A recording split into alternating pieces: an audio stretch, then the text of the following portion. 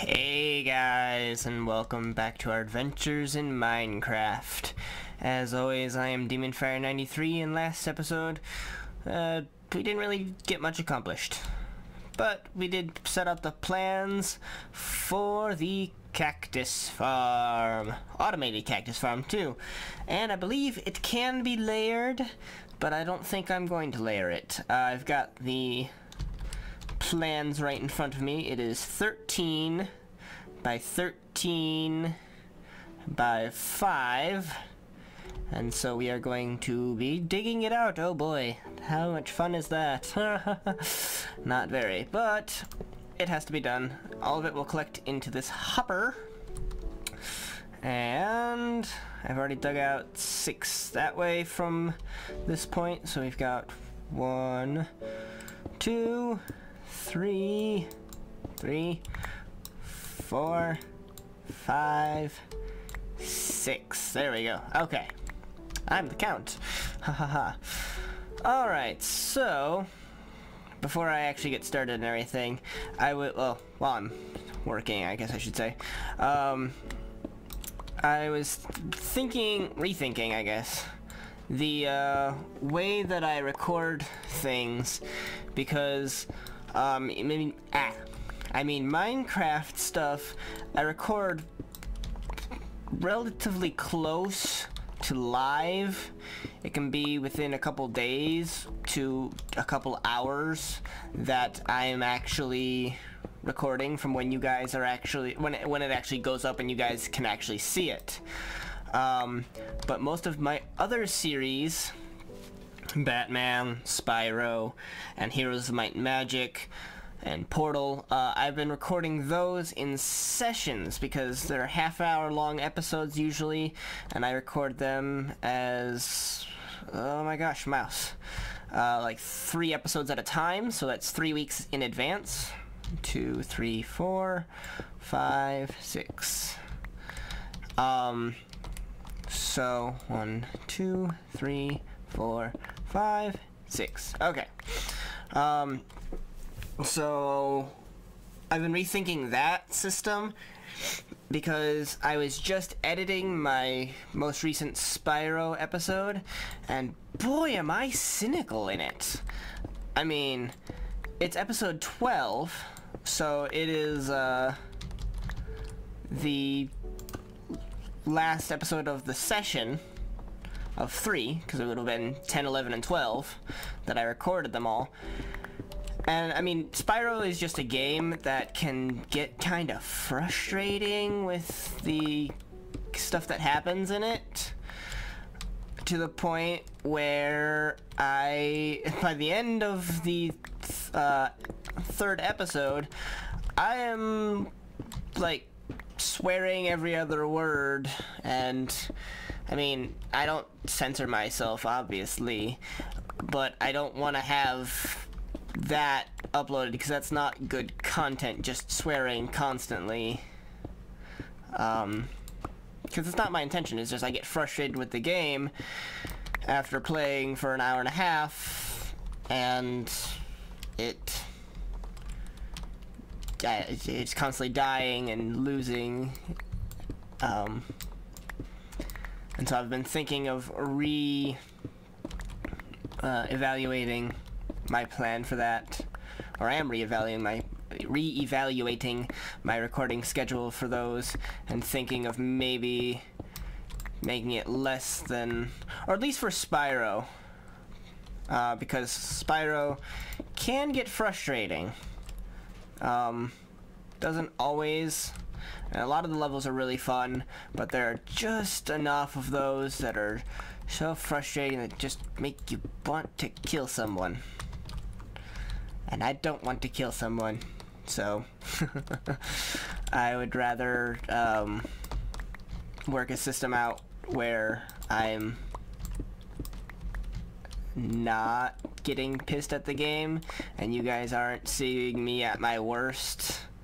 Because also when you're pissed off at a game, you're not, it's just like a downward spiral where you're sucking even more than you usually would at that game because you're frustrated with it Or at least I am. Some people, their frustration actually, like, fuels them, and those people are so lucky. But my frustration certainly does not fuel me. My frustration makes me throw things across rooms, and that is not progressive towards beating the game, ever. Unless the game is how far can you throw a mouse across the room, in which case I might be able to win in that game. Not sure I'd want to, though. Also, for those of you who know Devious Toaster, he's a friend of mine, family friend, I should say. He's my sister's friend, but, you know, I call him a friend.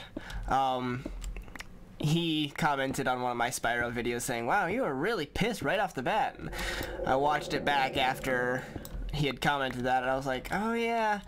And that was, I believe, episode 9 that he commented on. It's like, yeah, that was the end of the recording session. That was, I'm getting tired of this game and how much the fall deaths are kind of bullshit and everything.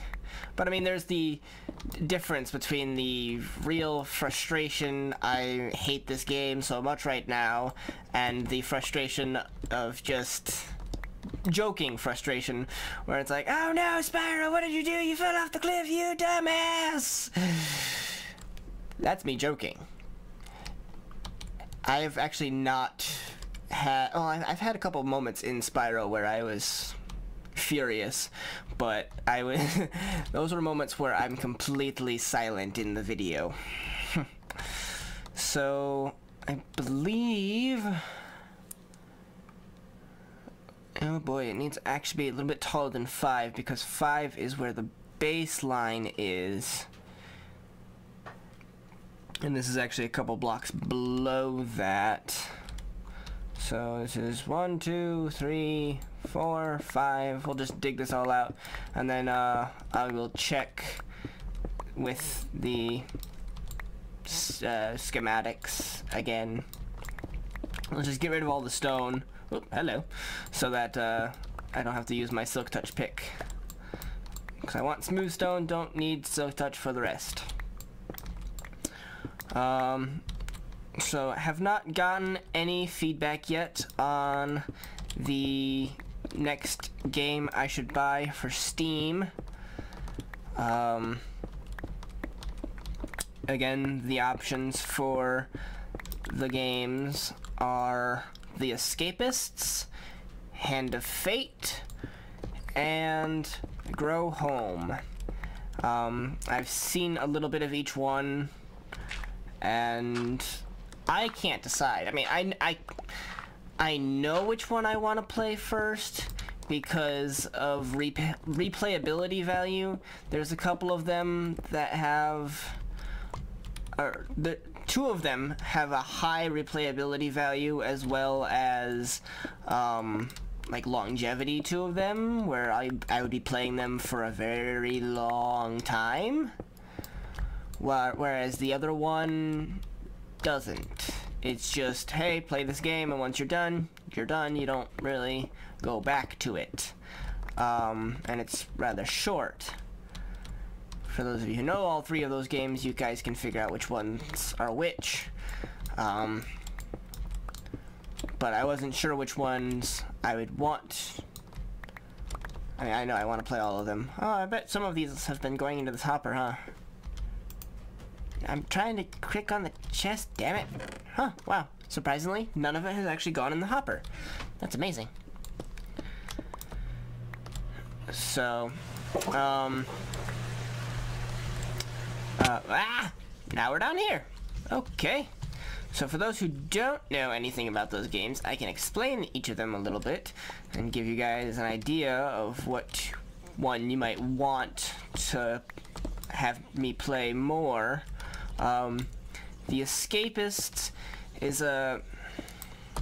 I haven't played many games that have that graphic style. What is the game that, oh crap, I can't remember. Earthbound, that's it, I think.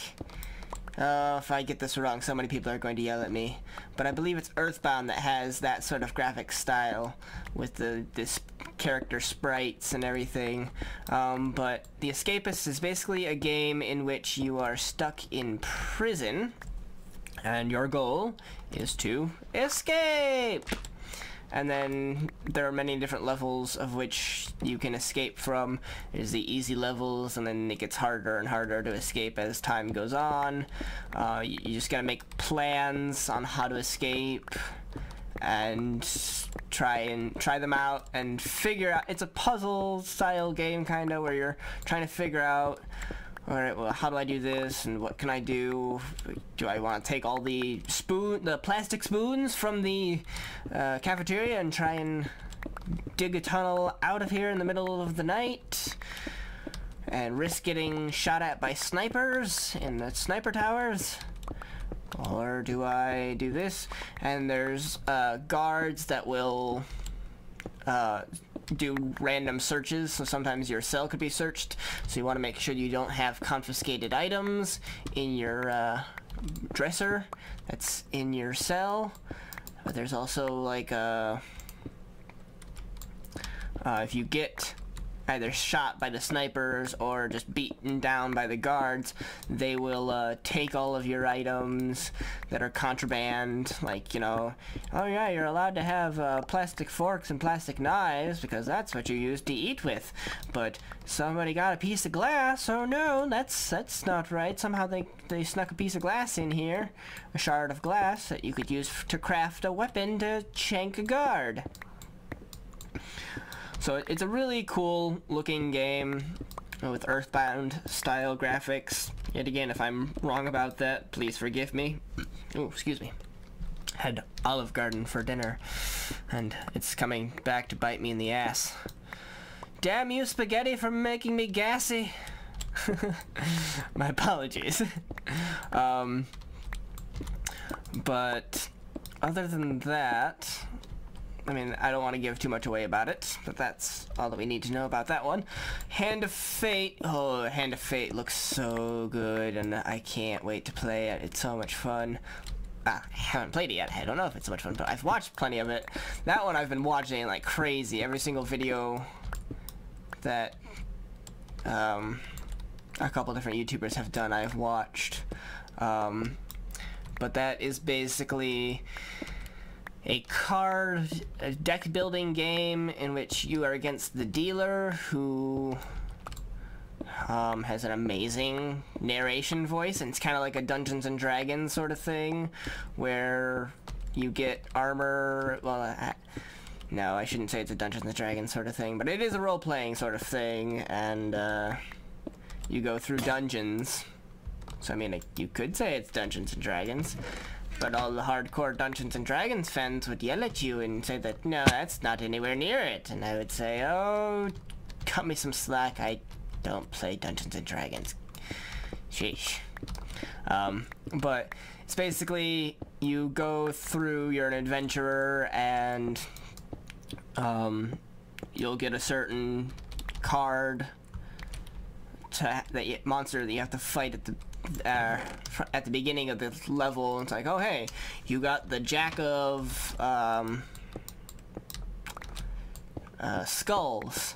So it's like, okay, that's like the skeleton guy that's pretty powerful.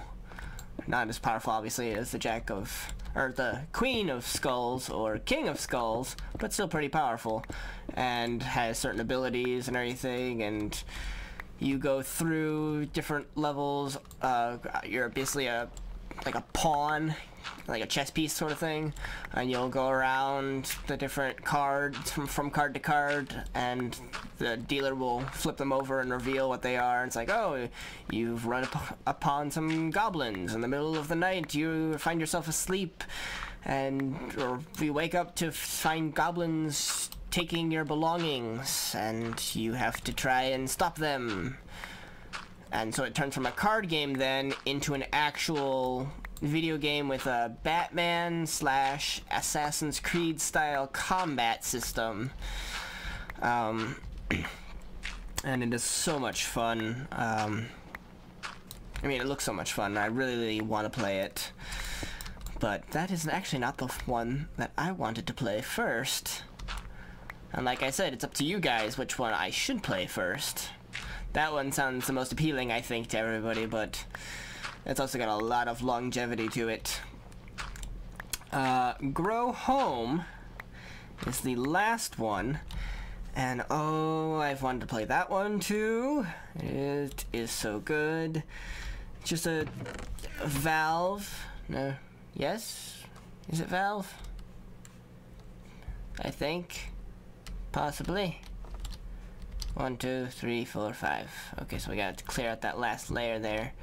I want to say it's a Valve game created on the Unity engine, where you're this little robot, oops, whose purpose and goal is to go from your spaceship back or down onto the planet and